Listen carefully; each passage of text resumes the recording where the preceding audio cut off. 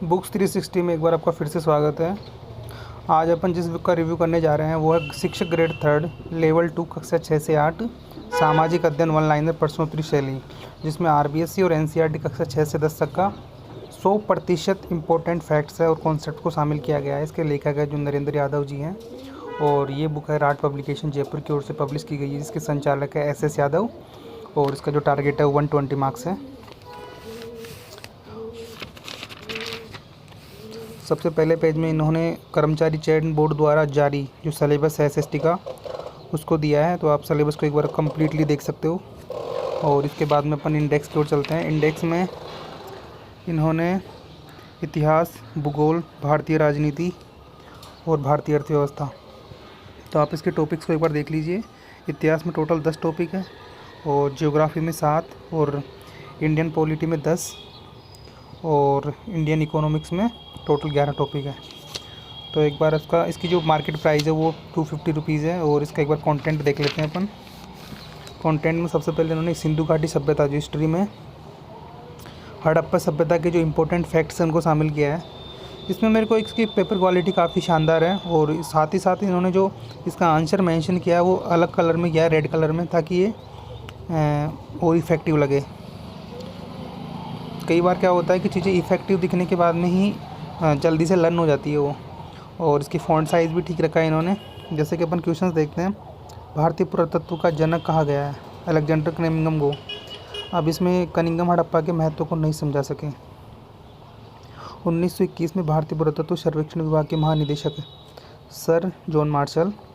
इसी तरीके से आप देखिए, सर्वप्रथम खोजा गया शहर हड़प्पा। हड़प्पा शहर की खोज किसने की? 1921 में दयाराम साहनी ने। आप देखिए इसके लिए क्वेश्चन दे रखे हैं इनमें। सभ्यता का सबसे उत्तरी स्थल मांडा, जो कि जम्मू कश्मीर में चिनाब नदी पे स्थित है। और दक्षिणी दयामाबाद महाराष्ट्र परवरा नदी पे है। और जो पूर्वी स्थल है वो आलमगीरपुर है उत्तर प्रदेश में हिंडन नदी पे। और पश्चिम जो स्थल है वो सुदकांगेडोर बलूचिस्तान ये है जो दास्क नदी पर है। इस तरीके से आप देखिए हड़प्पा सभ्यता के भारत प्रमुख स्थल, तो इसमें पंजाब में कौन कौन से, जैसे रोपड़ है, संगोल है, चक 86 बाड़ा। और जैसे कि राजस्थान में कालीबंगा, पीलीबंगा, कुंडा। गुजरात में कौन कौन से हैं। और नदियों के किनारे बसे सिंधु घाटी सभ्यता के प्रमुख नगरों की खोजकर्ता, जैसे कि हड़प्पा रावी नदी पे है और 1921 में दयाराम साहनी ने इसकी खोज करी है। इस तरीके से आप देख लीजिए। ये मोहर कृषि, पशुपालन, नगर दुर्ग निर्माण भवन, इस तरीके से ये बुक है जो कि लास्ट टाइम रिवीजन के हिसाब से बेस्ट बुक मानता हूँ इसको मैं। जैसे कि आपके पास एग्ज़ाम के 15-20 दिन बचे हो और आप क्विक रिवीजन करना चाहते हो तो ये मेरे हिसाब से बेस्ट बुक है। ये आराम से आप 10-15 दिन उसको कंप्लीट कर सकते हो। देखिए आप, ये वैदिक सभ्यता। इसी तरीके से अपन अब एक बार आगे के सब्जेक्ट को देख लेते हैं। इसमें जो नेक्स्ट सब्जेक्ट होगा वो है भारतीय राजनीति। अब भारतीय राजनीति में आप देख सकते हो सबसे पहले संवैधानिक विकास क्रम, जिसमें रेगुलेटिंग एक्ट 1773, चार्टर एक्ट 1793, 1813, 1833, 1853। इस तरीके से इन्होंने एक सिक्वेंशियल फॉर्म में इसको दिया हुआ है। अब देखिए भारत शासन अधिनियम 1935। अब इसमें आप देखिए 1935 का भारत शासन अधिनियम पारित हुआ 1 अप्रैल 1935 को। और 1935 के अधिनियम में कुल अनुच्छेद व अनुसूचियाँ कितनी हैं? तो इसमें 331 अनुच्छेद और 10 अनुसूचियाँ हैं। तो इस तरीके से इन्होंने वन लाइनर फॉर्म में दिया हुआ है। क्रिप्स मिशन, ये अपनी संविधान सभा और संविधान निर्माण प्रक्रिया में देखिए आप। इस तरीके से काफ़ी इफ़ेक्टिव संविधान सभा में शामिल महिलाएं।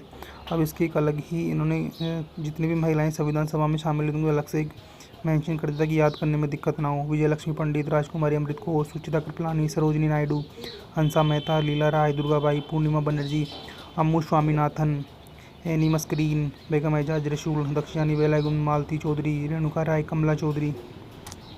ये देखिए वो संविधान निर्माण के लिए गठित समितियाँ, उनके अध्यक्ष, जैसे कि प्रारूप समिति है 13 समितियाँ टोटल, जिसमें प्रारूप समिति के अध्यक्ष भीमराव अम्बेडकर है, संचालन समिति के राजेंद्र प्रसाद है। इस तरीके से आप देख लीजिए।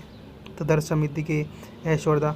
अब जनरली होता क्या है कि जो 80% स्टूडेंट ऐसे होते हैं जो जो जो इनकी शुरू में 3-4 समितियाँ दे रखी है उनके ही लर्न करके जाते हैं। अब जैसे कई ये जैसे तदर्थ समिति है और कार्य संचालन समिति, तो ये क्या है, इस तरीके से कंप्लीट इन्होंने दिया था कि बच्चे को एग्ज़ाम में दिक्कत ना हो।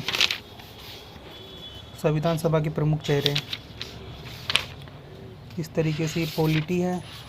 अब पॉलिटी के बाद में अपन एक बार इको देख लेते हैं, इसकी इकोनॉमिक्स भी देख लेते हैं एक बार। इकोनॉमिक्स में आप देखिए भारतीय अर्थव्यवस्था। भारतीय अर्थव्यवस्था में सबसे पहले अर्थव्यवस्था के क्षेत्रक।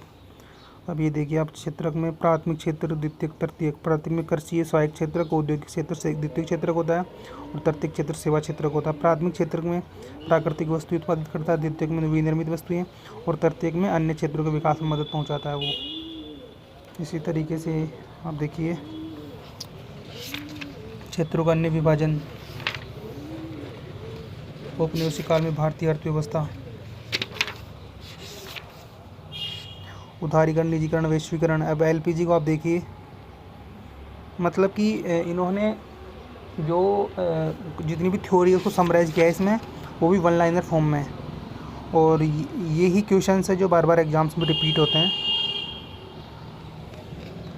अगर किसी स्टूडेंट ने अभी भी प्रिपरेशन स्टार्ट नहीं करी तो वो ये बुक परचेज़ कर सकता है और आसानी से अपने जो एसएसटी के सिलेबस को कम्प्लीटली रिकॉल कर सकता है। तो उस हिसाब से ये बेस्ट बुक है। अदरवाइज़ आपने पहले से थ्योरी कंप्लीट कर रखी हो तो अगर आपको रिवीजन करना हो तो भी ये बुक बेस्ट है। इसलिए मैं तो यही कहूँगा कि ये बुक लास्ट मोमेंट के हिसाब से बेस्ट बुक है ये, और आप उसको परचेज़ कर सकते हो। काफ़ी अच्छी बुक है ये। तो कैसा लगा आपको ये वीडियो? अगर अच्छा लगा तो प्लीज़ इसको लाइक करें, शेयर करें, और हो सके तो चैनल को भी सब्सक्राइब करें, ताकि आगे से आगे नई नई बुक्स का मैं भी रिव्यू देता रहूं जो कि आपके लिए भी यूज़फुल हो। तो इस हिसाब से ये बुक कंप्लीट होती है। तो धन्यवाद।